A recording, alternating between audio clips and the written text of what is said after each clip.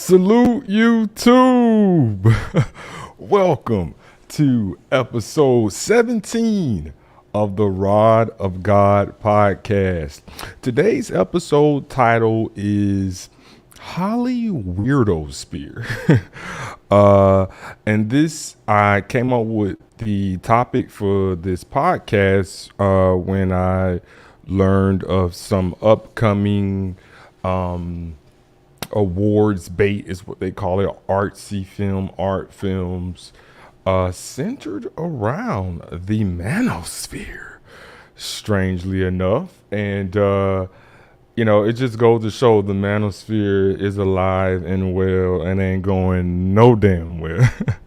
It's so funny. So we're going to get into a couple of those shows, but a kind of subtitle is, are Michael B. Jordan and Jonathan Majors, is it that they may not be the masculinity that we want, but are they the masculinity that we deserve?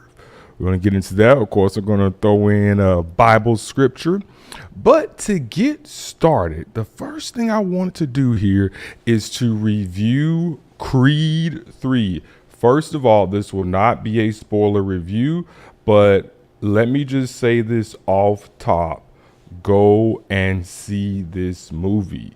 You know, black male content creators in YouTube, the Manosphere, Red Pill content creators, whatever you want to call it, but even white men too, talk about a film that is filled with masculinity and depictions of black men who are very masculine. It's a very masculine, obviously dealing with boxing, a very masculine, it's sports, it's centered around sports, but just a very, very good film. We're going to go ahead and jump into the review here because it's, kind of pressed for time.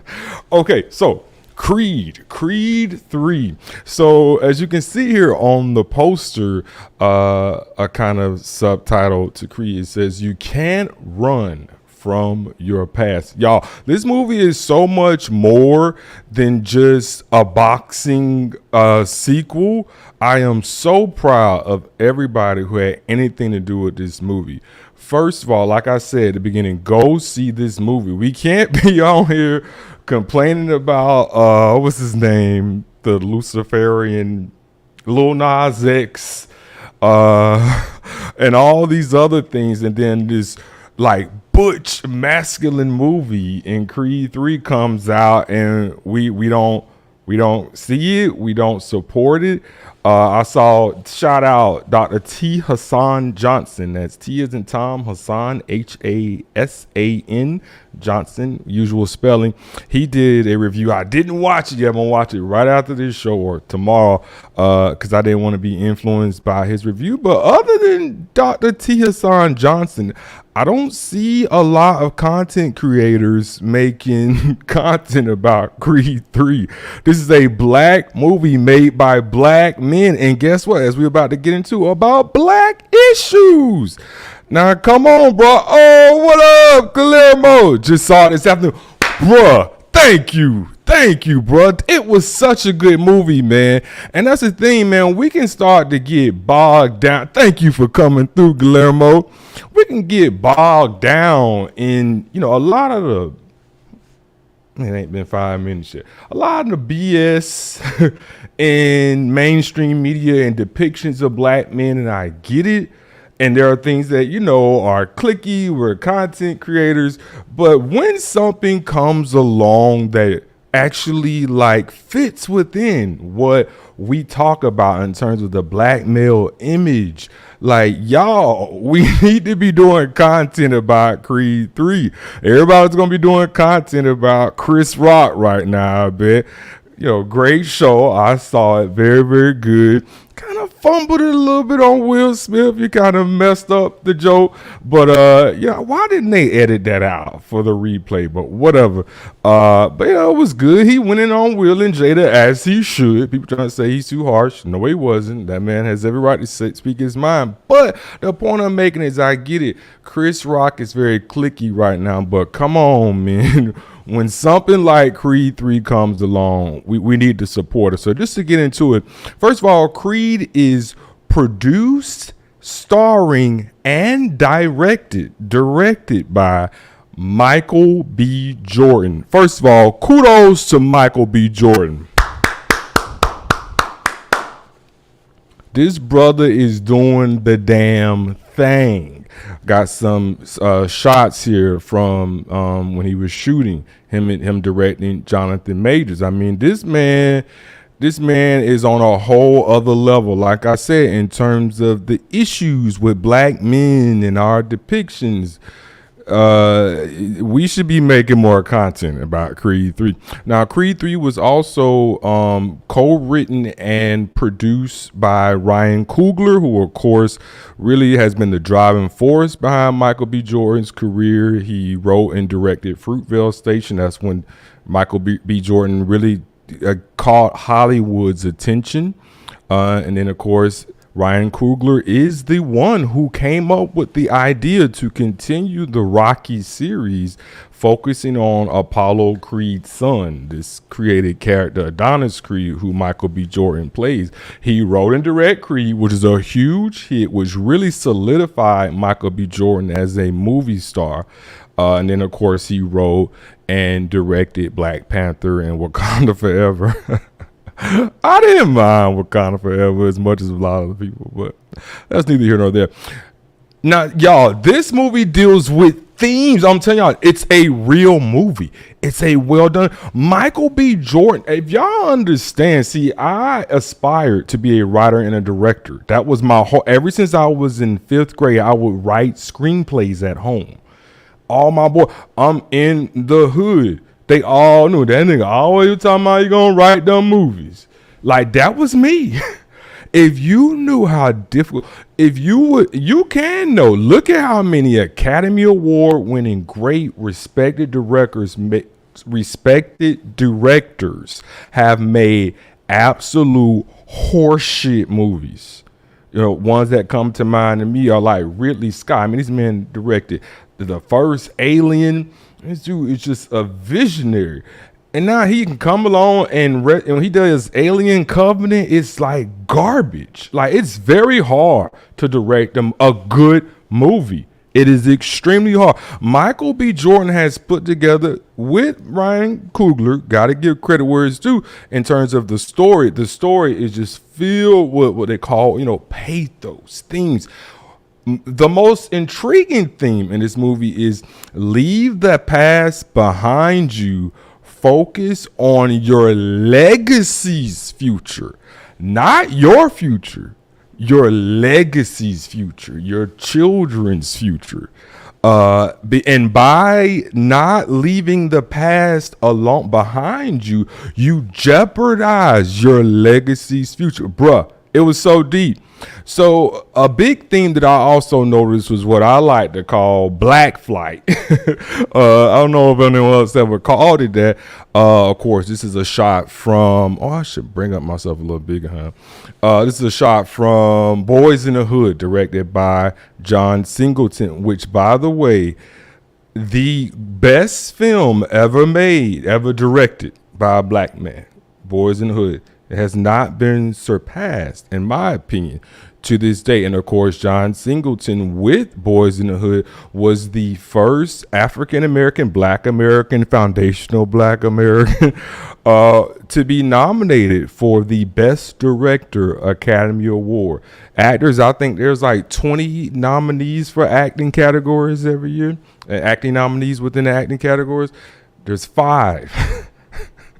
Out of the hundreds of movies that Hollywood was making back then, to be selected as a Best Director nominee, it was an incredible achievement and well-deserved. And Boyz II Men, in my opinion, dealt with this theme as well. That's what I thought about watching Creed 3, it's that black flight survival guilt. You've made it out of the hood.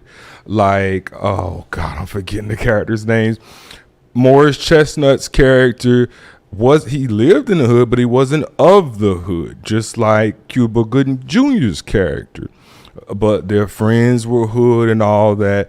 And of course, Morris Chestnut was making it out. And some of the hood dudes who I grew up with were like Ice Cube's character. Were like, no, twin. That's what they call me because I'm a twin. No, you ain't doing it. That's not you. You're not doing that. That was when there will always be diamonds in the rough in the hood. I'm not convinced of that anymore. But that's what it is. It's this guilt because when you get out, you think about good friends that you had in the hood, and you think, you should pay it forward, pay it back, go back, see if there's a way to, help them get out of it too. And it's a real thing that black men have to deal with. And this is the brilliance of Ryan Coogler. And this is the very effective, and this is his directorial debut. Michael B. Jordan just directed, I don't know if you heard, Creed 3 is the highest grossing sports movie box office opening of all time.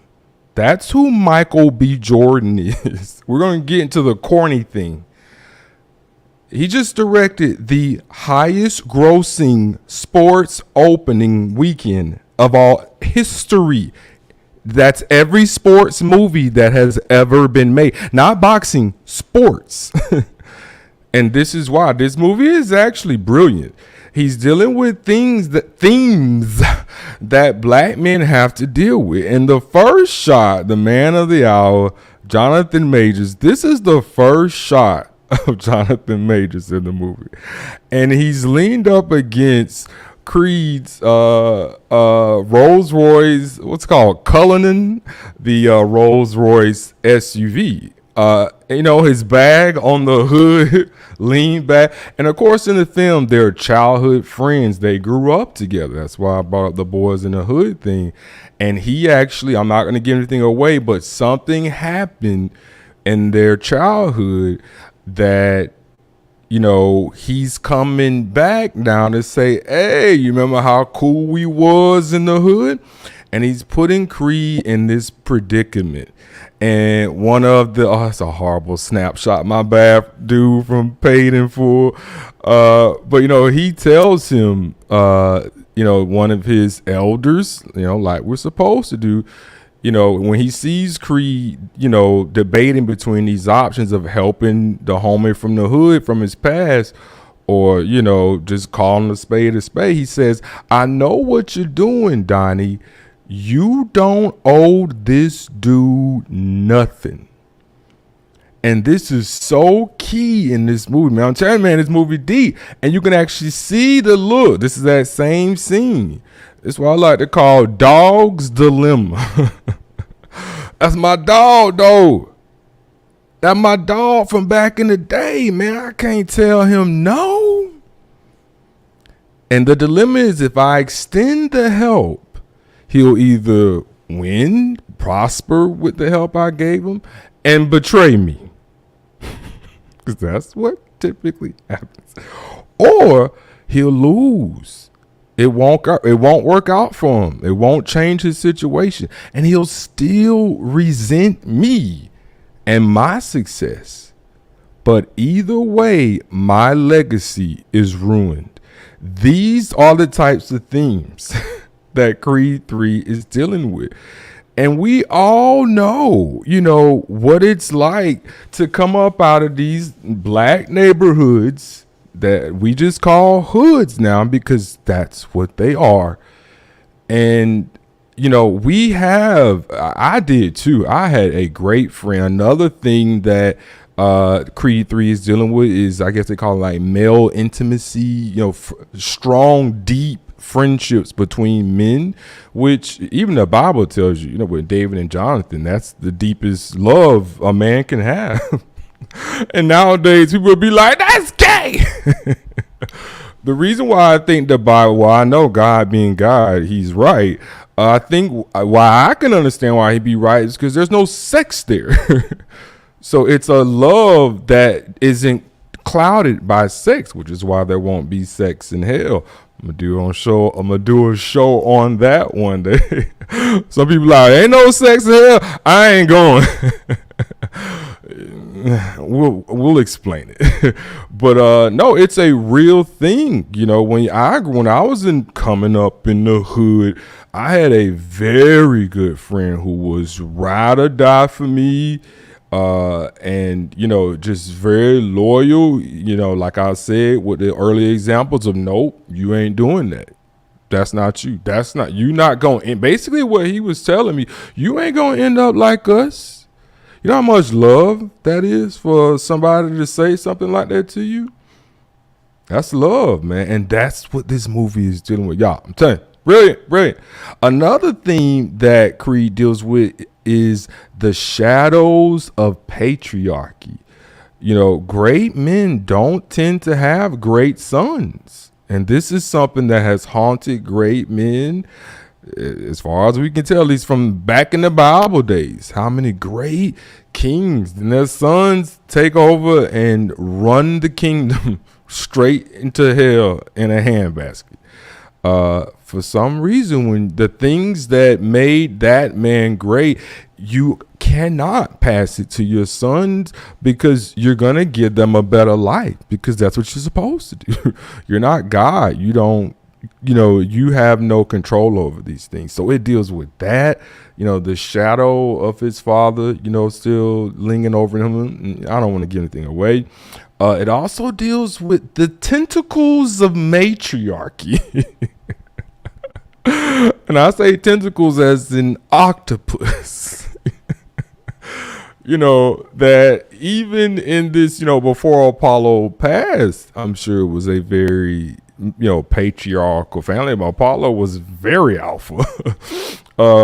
Once he, you know, passed away, it was Felicia Rashad. It was a great character. I actually love Felicia Rashad. She's like America's mom, of course.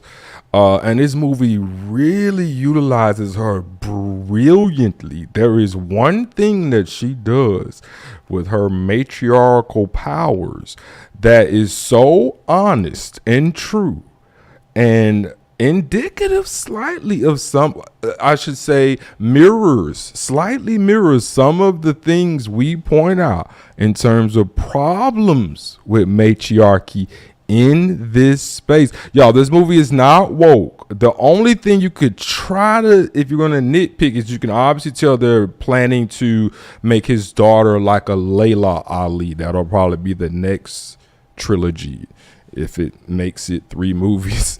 But that's just them laying breadcrumbs. But no, yeah, I mean, it had a very blunt, honest take on matriarchy and what some matriarchs will do to their sons. Just very, very interesting. It also deals with generational patriarchy. That's what I got into with it. That's the daughter on the left.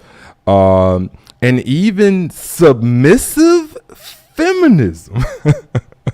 Oxymoron, right? Not in Creed 3. And to be honest, this is something that a lot of men talk about. That, you know, I'm not like some like Philistine Neanderthal. I'm not saying my woman can't have her own dreams and purpose. If you're a Christian, purpose in God. God gives everyone purpose, not just men.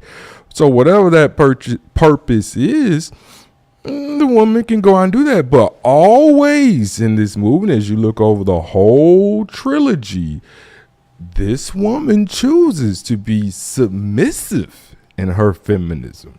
I'm not going to give anything away, but just very interesting, very masculine film. Very masculine. So again, bravo to the makers of Creed 3, especially special shout out to Michael B. Jordan for directing and a truly excellent film. It's a blockbuster, so it's not like an Oscar movie, but in terms of blockbuster, like this dude, Ryan Coogler has really, like, you can tell, given him a lot of great tips.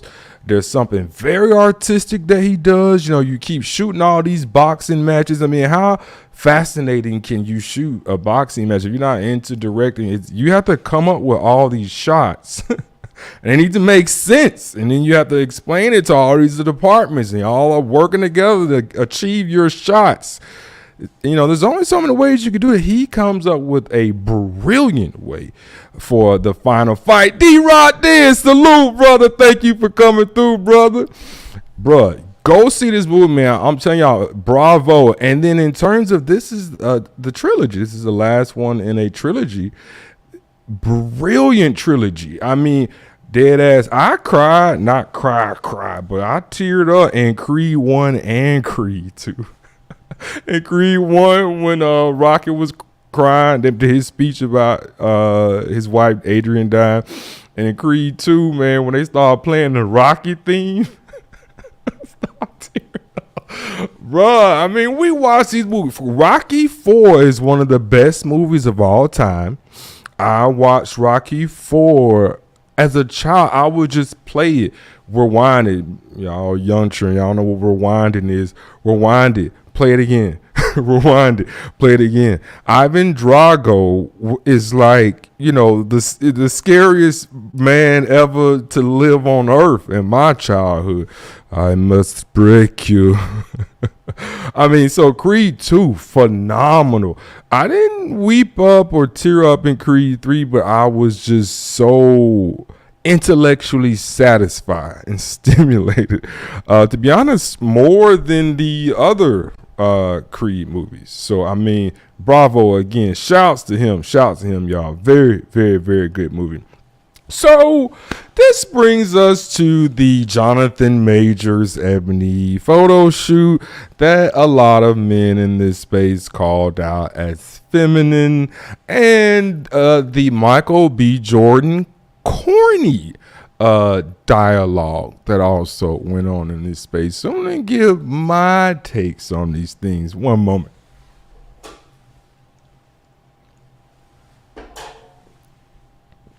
Okay, gotta start with the scriptures. Proverbs chapter 25, verse 8. Go not forth hastily to strive, lest thou know not what to do in the end thereof, when thy neighbor hath put thee to shame.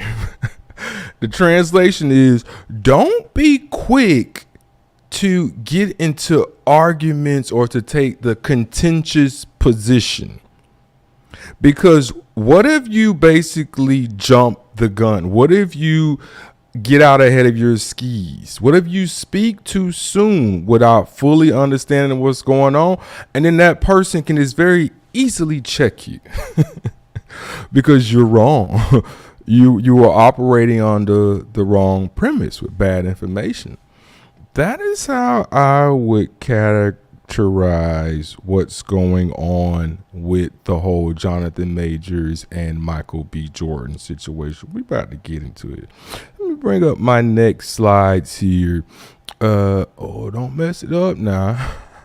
There we are. Okay. So this is the cover of Ebony magazine. All right. And Jonathan Majors, my bad, taking a swig of water, thought I was going to sneak it all in the mic. Jonathan Majors posed like this on the cover of Ebony magazine. Okay, it's a flamboyant look. You know, I would give you that. But is it the feminization of the black masculine man? I will get into it here. Let's see.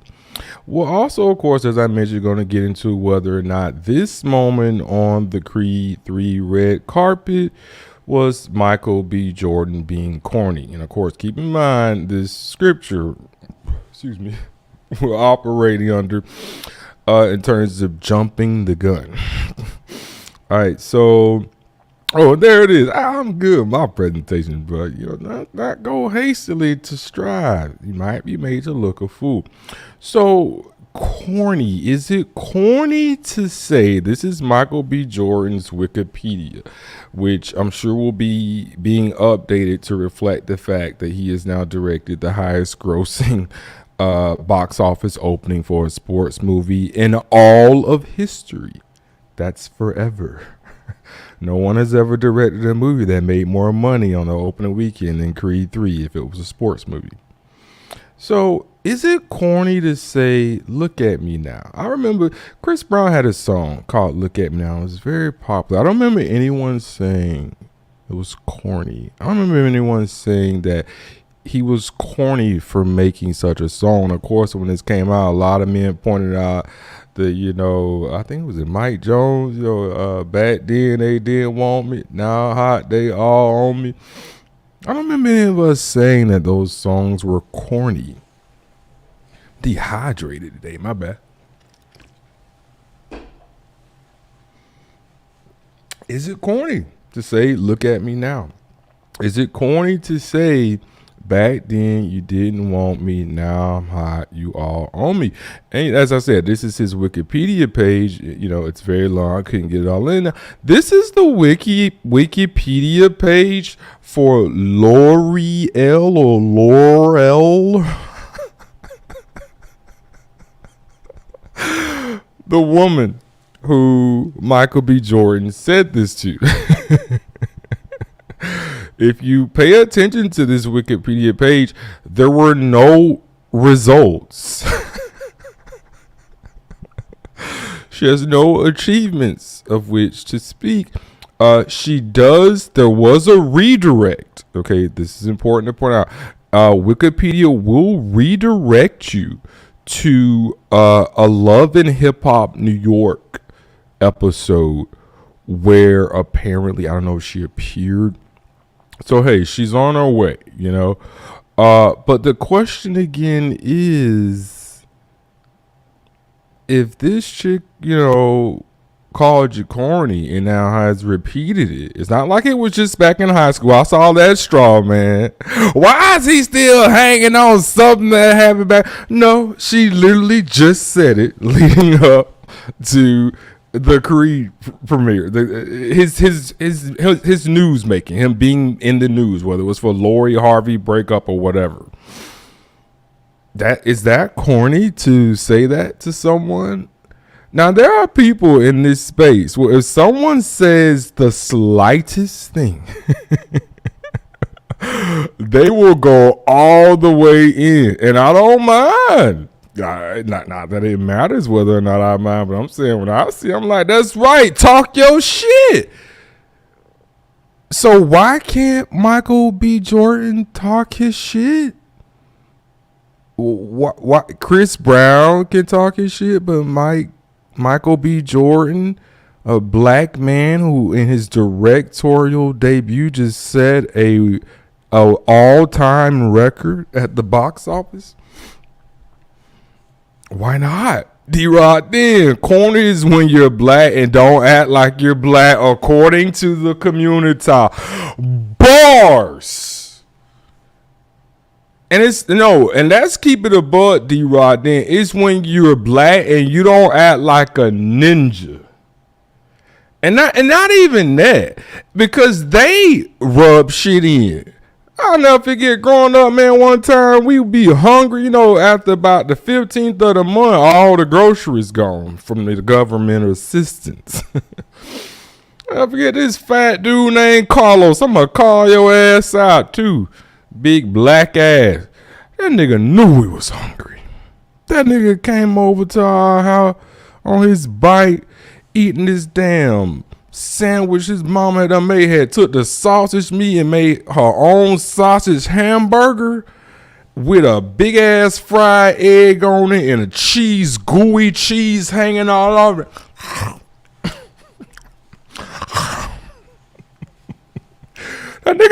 was hungry.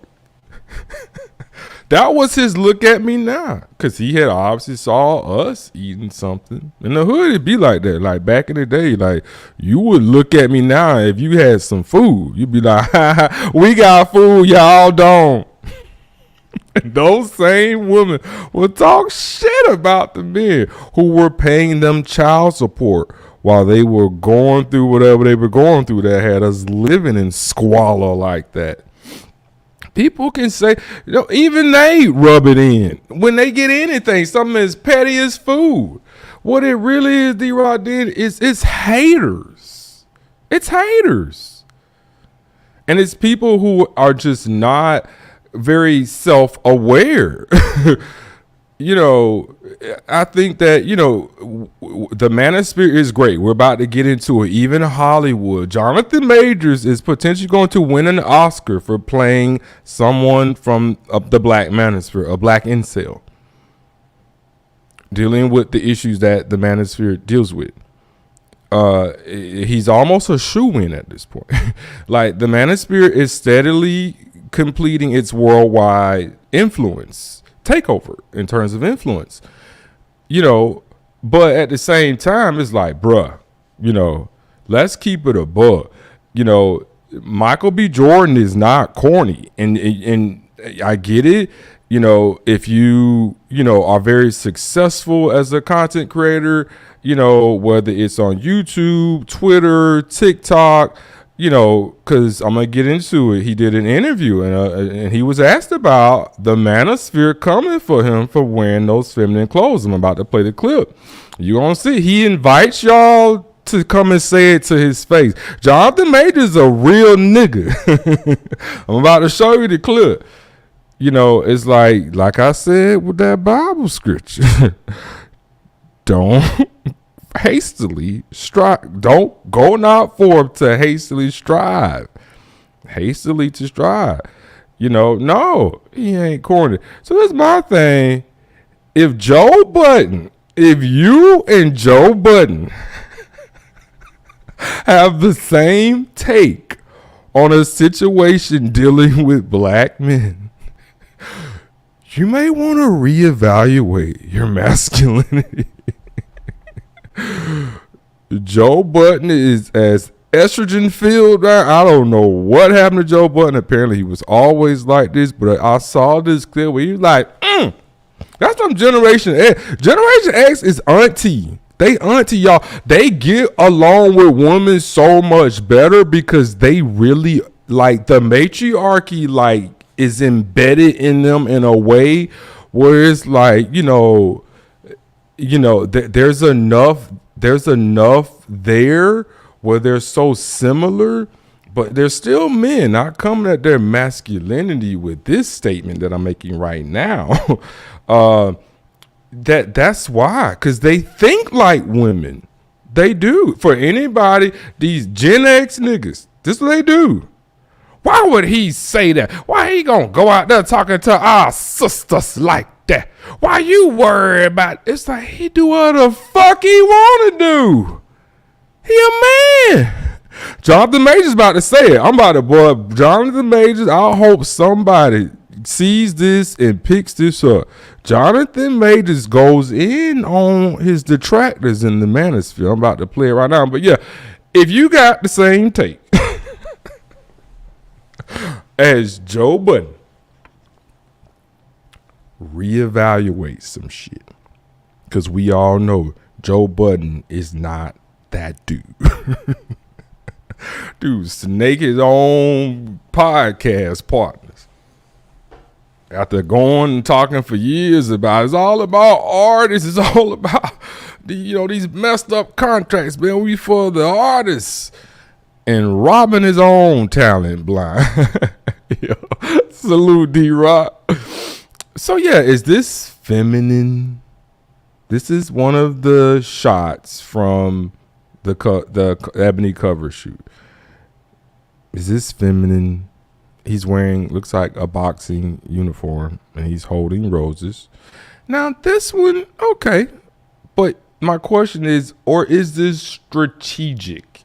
There's a lot of pink here, right? Or is this strategic, as I said, and that strategy being a common strategy among men? And that is deflection. If you are a man, a black man who is not what they call pretty, if you are not a pretty black man, Jonathan Majors is masculine in every way, especially his face, which women at least used to like. I think women actually like their men to have soft features as opposed to having more masculine features like this. These are masculine features. But men in this day, knowing that women actually want men as pretty as they are, what men like this do is they do dress a little flashy, a little risque, because it takes attention off their face, and at the same time it allows them to stand out. Because women have developed like scanners where they can, and they know, ugly nigga. This is just what women have become. Women used to look for men that look like this. And some women like that to this day. There are some women who would not be attracting me. Oh, that nigga, he too pretty. Some women want a man to look like a man. You shouldn't be pretty. I want you to look like a man. But most, like 99% of women don't. They want pretty men first. They'll go down. But in terms of the progressions that they gonna work through, like a quarterback, pretty is the first. That's the play that was called. So this, I've seen lots of men, men we call women like this butter faces. I'm not calling him that because he has masculine features, But I know how women would not see this as a man having masculine features. They would see that as a man who's not pretty. And men who are the male equivalent of a butterface, I've known plenty of them, dress flashy like this. I've known plenty of them. And guess what? It works. The women be loving it. Look at his style, because a guy like me, I can't pull this off. Guess what? I can't wear this pink suit because I'm already too pretty. But he can. This is not an effeminization. If you look at Jonathan Majors, wherever he dresses, wherever you see him out on red carpets at his premieres and stuff, he dresses very unusually.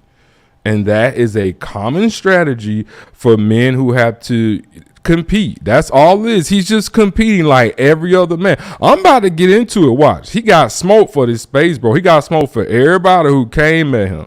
And then, of course, right before I go to his video clip, this was actually inspired by anime characters. So it wasn't even about effeminizing him. You can clearly see the anime characters that the black stylists use. And he tells you this is what he used as inspiration for the looks. Okay, so what you really have going on here is the IWANW. You about to see in this clip from Jonathan Majors.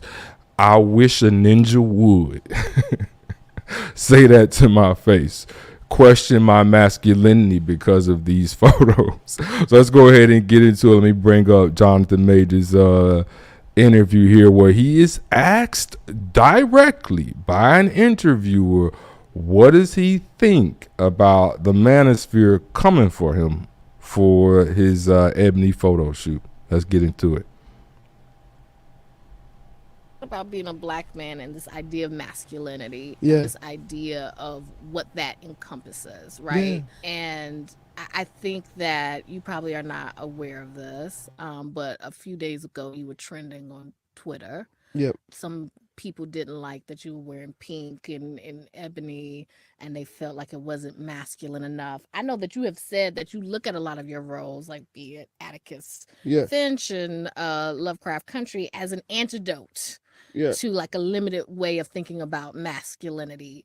What do you say to those? I mean, I think they're haters. I think it's toxic. Well, I imagine it's the homies, right? It's one of the homies who was like, it's they, I like to meet the fellas, you know what I mean? I think they. He says, I would imagine it's the homies, men, masculine men, like the manosphere, which is what it was. It was a manosphere who came for him. She's asking him directly about what we said in this space. And he says, oh, I like to meet them. Well, I'm going to run it back a little bit here. Who was like, is they, you know. I like to meet the fellas, you know. I like to meet the fellas. I'm gonna let it play here. Hold on. Go back a little. I'll interrupt. It was who was like, is they, you know. I like to meet the fellas, you know what I mean? I think they, you think they would want to meet you though? Because they might have to. I don't even take it there. You know what I mean? I was just like. Bro, Jonathan Majors ain't no punk, bro. I just be curious. You know, what they have to say. Tell me what masculinity is. I just be curious. Tell me what masculinity is. This is masculinity. And he's right. Masculinity doesn't tell men who are obviously masculine, you know, criticize his masculinity because of one photo shoot. And that's why I brought up that scripture, you know, like getting, just being so quick to speak. That's why I preach the Bible in this space. Like the Bible tells us, be slow to speak, quick to listen, and quick to think, you know. And if someone has always presented themselves as not only masculine, but ultra masculine in terms of Jonathan Majors physically, he's an ultra masculine man, and that comes from testosterone. All right. To have one photo shoot and all of a sudden, you know, he's betrayed black masculinity. You know what I mean? Like, it is fluid. Yeah. You know, you tell me what it is. You know, I mean, I wouldn't want to walk up on me in the street. He said, it is, well, first he said, I wouldn't want to walk up on me in the streets. He is inviting the smoke. So just, you know, be aware of those who are coming for his masculinity. Jonathan Majors wants to smoke. Now, the first part there, he said masculinity is fluid. And I know in this day and age that's a trigger word. Like, what the heck he mean fluid? What I hear when he says that is things like chains, bracelets, jewelry.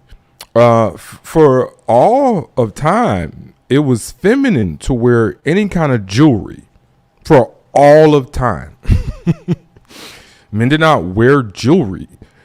Recently, men wear jewelry, and a lot of jewelry, chains, bracelets, you know, all kinds of things, rings. That was not the case. But once a new era came along where that was the case, and on the case like a sign of certain kinds of masculinity, you know, some women are turned on by you if you have on a chain. That's what I think he's getting at in terms of it's fluid. And this man is Yale-trained. His master's degree was from Yale, the Ivy League Yale. So he's no dummy. And so he is probably a lot more learned than a lot of his critics of his Ebony photo shoot. And of course, him being more learned and understanding more about history and how, let's say, modern masculinity is right now. Masculinity is nothing like it's ever been. I just did a show on that. He's saying it is fluid. It was fluid. It's fluid the way you present. These men, his detractors. You feel very masculine the way you present, but that in and of itself would have been considered feminine by an earlier age. And men would not do these things that you do. So bars. But yeah, he said, I wouldn't want to run up on me. Let me run that back. Hey, he got the smoke, bruh. He got the smoke. It is fluid. Yeah. You know, you tell me what it is. You know, I mean, I wouldn't want to walk up on me in the street. You know what I mean? Like just 110%. You know what I mean? Like, but it's bigger than that. It's love. You know, it's like maybe there's fear in that. Maybe it makes you fearful. It's tough because the conversations you would have man to man. You know what I mean? There's conversations you would have. You know. Twitter. Yeah. But what do you think, Matt? Hey, bro, y'all hear it? He's saying, y'all have these conversations online. You wouldn't have it man to man. Hey, bro, I ain't mad at the brother. I'm not mad at him. I'm not mad. Masculinity. Like, what is your definition of masculinity? It's balanced, isn't it? Mm-hmm. There's strength, right? And there's vulnerability. There's awareness, and then there's acknowledgement of ignorance. A big part of it is kindness. Mm-hmm. Acknowledgement of ignorance. I agree. I agree. And of course, he's very intelligent. So to translate an intelligent talk, he's ashing on all of y'all who call him feminine. We call it ashing. You smoke a cigarette or a cigar and you ash. He's saying you're not smart enough to come for me like this. Right? Use of power. Yeah. Gentleness. Mm-hmm. These are masculine characteristics. Yes. It's quite unmasculine to try to emasculate another man. Absolutely. Bars. It is quite unmasculine, which the better way to put it is feminine. It is quite feminine to try to come for another man's masculinity. That's what he means by ignorant. If you only would just look back not that far, like 40 years, 40, 50 years, men were nothing like you and you would have been considered soft. But you feel fine in your masculinity.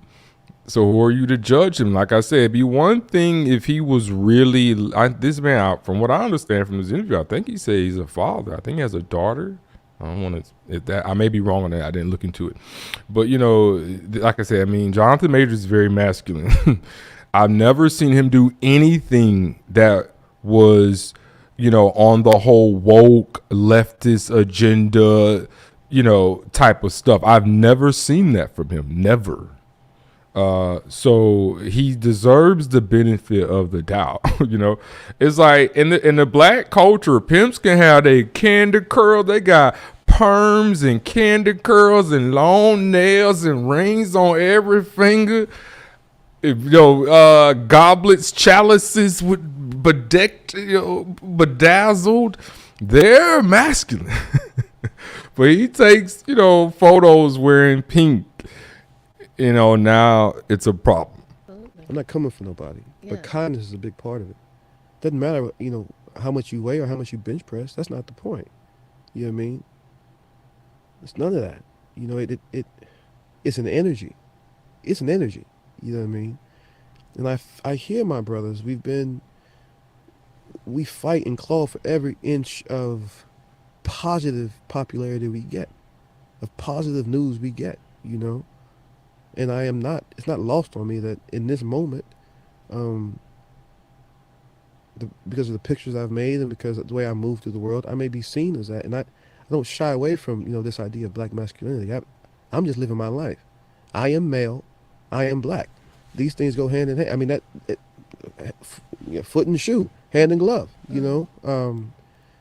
I asked them to, be a bit more enlightened. Bruh. Bars. He says, I understand, my brothers. I understand you. We've had to claw and fight for positive images of ourselves. I get it. Oh, shoot, I'm missing comments. That's true.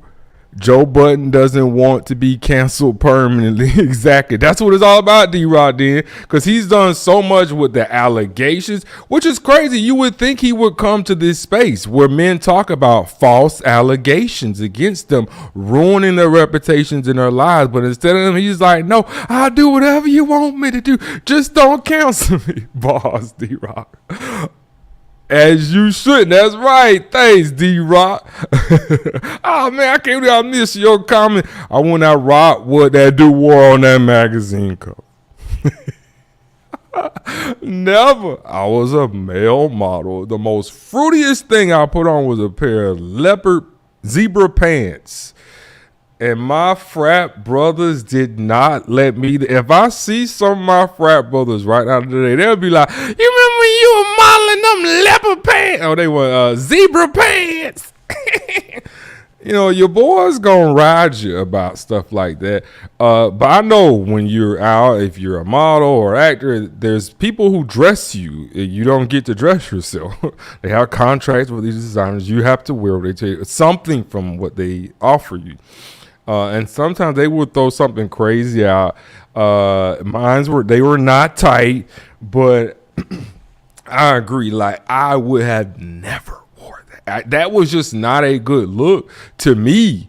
In terms of like, that's so over the top, you know, it's like, nah, bro. But then you think about people like Prince, Michael Jackson. I mean, Michael Jackson used to walk around with bustier lingerie on over his clothes with a G-string. You know, it's like women still out there. Michael. You know, some men will push that because it's shocking. I mean, there are levels of game that a lot of people are not prepared for. And that's why when they hear certain comments, the men who have that level, not game like the game that like game dudes or game philosophy. I mean, in terms of just like strategy when it comes to how you present with women. There are, you know, there's a level of being very like, you know, shocking in the way you dress that hot woman, not regular women, like the hottest of the hottest women respond to. Why? I don't know, but it's never been for me because number one, I can't really get away with it. There's certain men who can get away with it, and if you're not one of those men, you're just not one of those men. But I agree with you, Rod. Now I couldn't have rocked. I wouldn't have rocked it even if I looked like him. I just didn't think it was, but I would never then say, oh, he's like going along with that just with the whole agenda just based on that. He's been too masculine. You know, if it becomes like a trend, okay, it's like, well, hold on, bro. You know, but he's not like wearing a dress. It was just flamboyant, you know, not for me either. Does bro say way he rocked that fit? Why he rocked that fit on the cover? I don't see. He don't get to. That's another thing. You don't get to choose the cover shot. You don't get to choose. They tell you. They give you options to pick from. You don't have to wear something that you don't want to wear, but you do have to wear something out of what they have out there for you. They take the pictures and then they choose the photos. You don't choose the photos. So he would not have had control over that. He wouldn't. Yeah, exactly, D-Rock. Thank you for coming through, brother. But yeah, man, so I agree with the brother. Very interesting. Now it's going to bring me to my final topic, which is the manosphere is blowing up. Yeah, I mean, it's blowing up. I mean, we all know this. But, you know, it's actually like increasing in its reach. When like stuffy... Hollywood, you know, artsy fartsy screenwriters make movies about the manosphere, we truly have broken through. And speaking of Jonathan Majors, he has a film coming out about the manosphere, which someone from you know, a man dealing with the issues we deal with in a manosphere type of way. Called Magazine Dreams. We'll get into that next. But the first one here is called Man-O-Drome. Now, bruh, could they have gotten, I don't know, a little more creative with the title? Either just call it, maybe they thought if they called it Manosphere, I could, but, you know, maybe like, what's his name? Anthony Dream Johnson. The president of the General Manosphere, I saw his interview. He said, stop calling it the White Manosphere. That's stupid. It's the General. Well, I think he says it's the Worldwide Manosphere or the General Manosphere. I can't remember.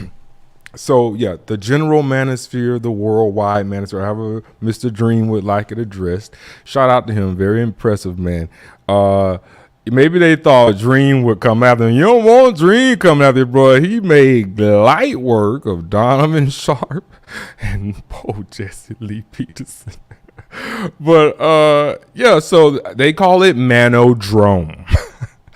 And Man-O-Drome is a film about a New York Uber driver named Ralphie, which is being played by Jesse Eisenberg. That is the Social Network guy, the guy who played Mark Zuckerberg in the Social Network, who the movie about the creation of Facebook or the stealing of Facebook. You can see there just from his jawline and his neck, he went and worked out. You know, they're trying to say we're so fitness focused. And he has this girl and she's pregnant. It doesn't sound like they're married to me. And it says he's struggling to make ends meet with his pregnant partner. Hollyweird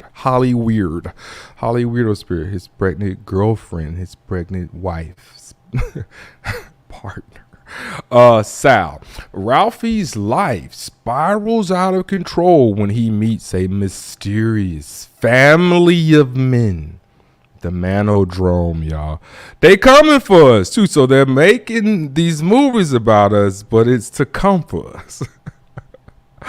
So this family of men, this is a shot from Man-O-Drome.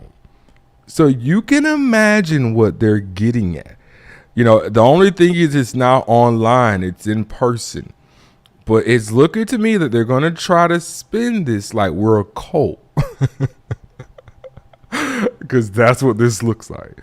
Yeah, this family of men, this mysterious family of men. And then this is one of the stills from the movie.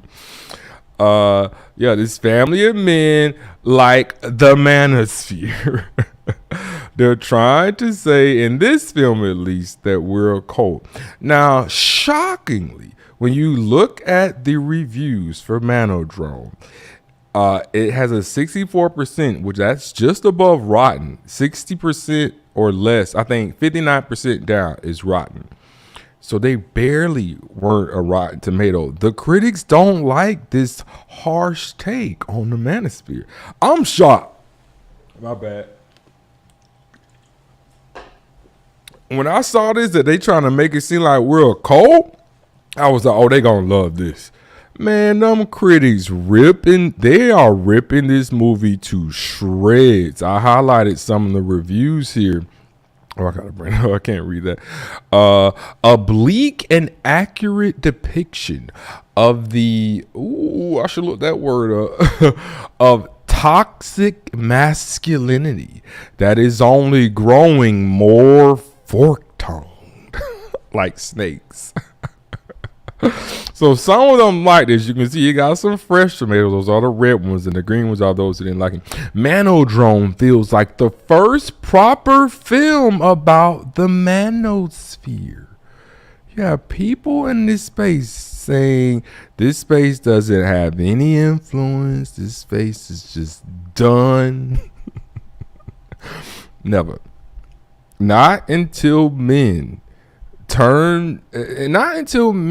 red pill enough men and they process through their rage and come out on the other side, was with therapy, with prayer, you know, like with me, whatever it is, listen to other content creators and they level out and adjust until like every man has had that. So now we're like in the Matrix, and children are no longer grown, they're born again. When men are no longer having to be unplugged from the Matrix because they're born free, the manosphere ain't going no motherfucking way. Y'all quit. Y'all give up on it. Y'all let them shame you out of calling it the manosphere. Y'all let them shame you out of the red pill. Oh, that red pill, it's toxic.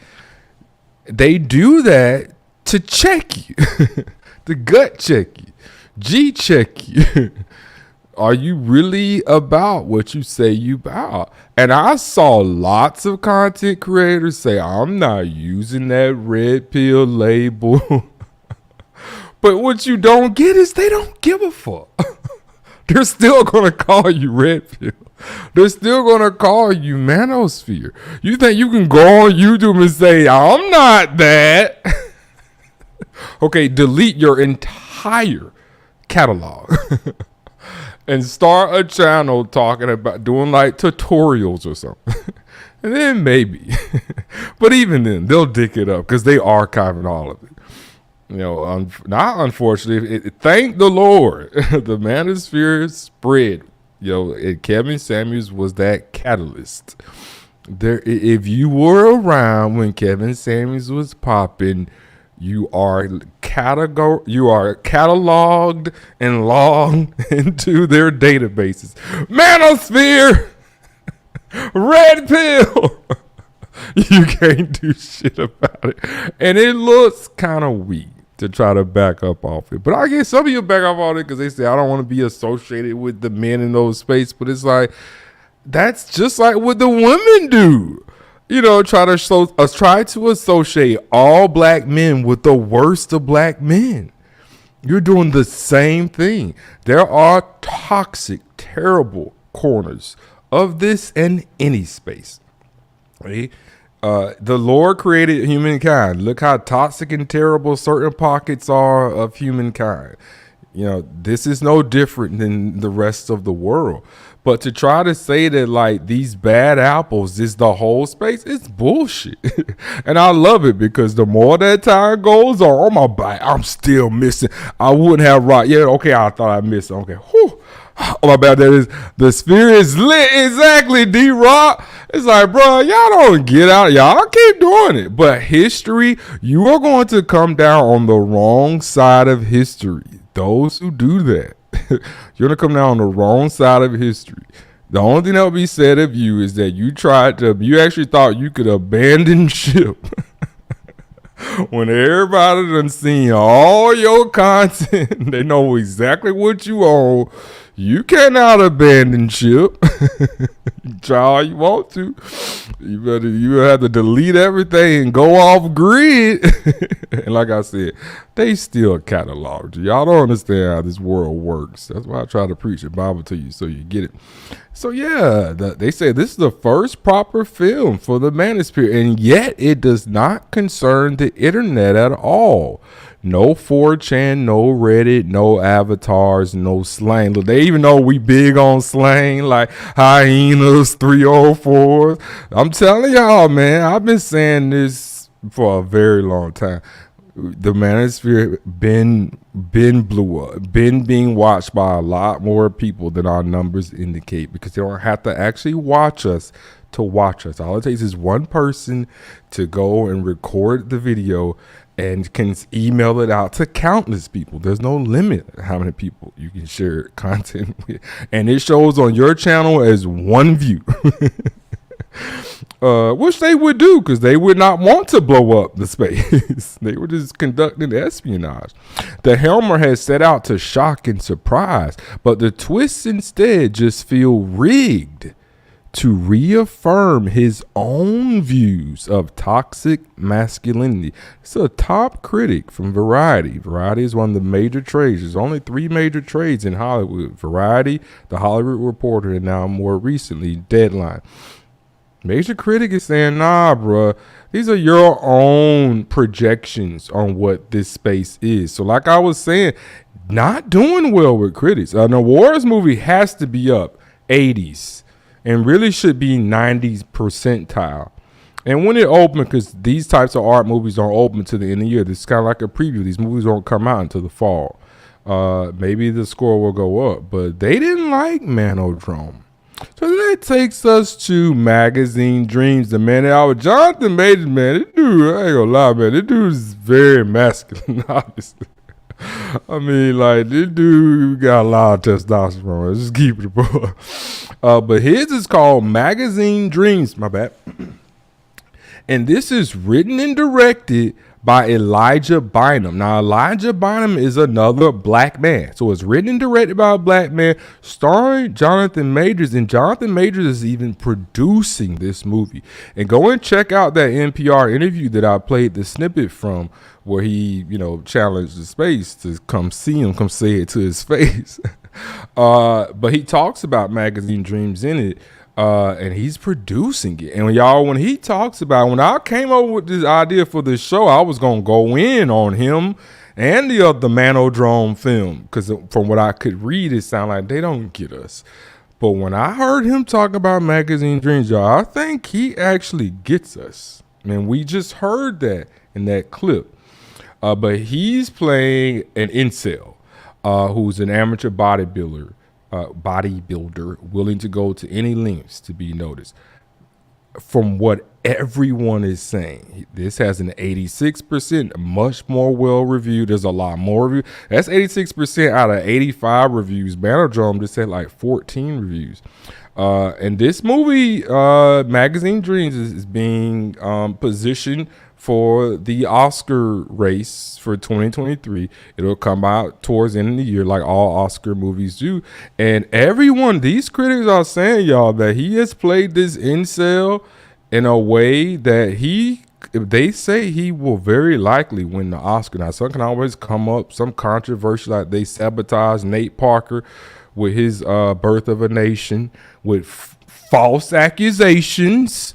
So who knows, but, it's definitely not going to be like, oh, I get these guys, but at least it's dealing with an incel. But from what I can gather, he's dealing with it in terms of, why there are incels, what these incels have to go through.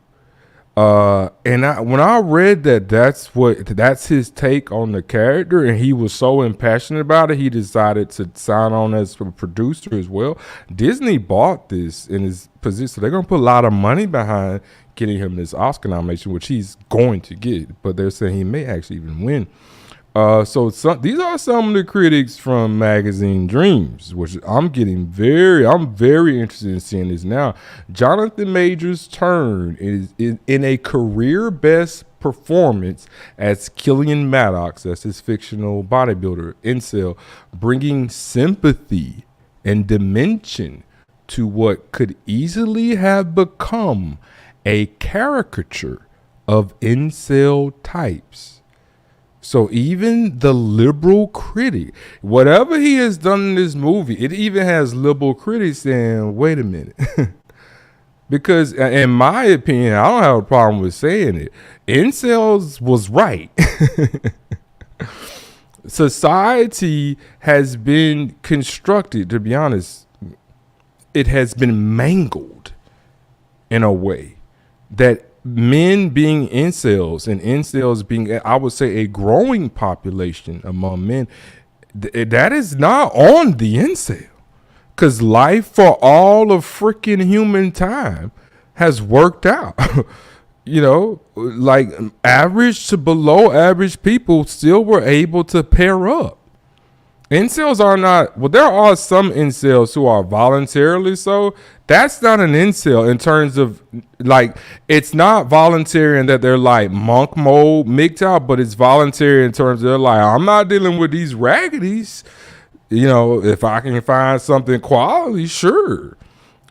Some people may qualify them as incels. That's not an incel to me. But like true incels who cannot, I would never want anyone to take from my content, like when I did the Tears of a Clown about the detractors of the Manosphere, when that weirdo came up here. Don't take from me saying that if you can't get women, you're weird, period. I was saying the men who attack the men in this space, speaking up for men like incels, they are weird and they can't get women because they're weird. But there are men who are not weird, who can't get women because they're not willing to deal with gutter trash, gutter snipes, and excuse me, average to even below average, slightly below average women look down on their counterparts in the average to slightly below average men, and no society can function like that. And it sounds like this movie is like going to deal with the incel subject in that vein. Now, these are just early reviews. We don't know. I'm not getting out ahead of my skis, but it's promising. Majors is impossible to look away from, a man who desperately needs the world to see him, and if they refuse, to feel his pain. So it's obviously going to be some red pill raging in the film. But again, I think that we should be optimistic. I think we shouldn't, be hasty to be strive, to strive, to attack him or attack this project. We can have our antenna. We can have our antennas up. Like, hold on now, don't. But I think from what he's presented so far, this movie actually may be quite something. And who knows? I'm excited about it. I gotta admit it. Like I at this point, I'm gonna give him the benefit of the doubt. This may actually be good. So this one doesn't qualify as Hollyweird spear to me, but the other one definitely does.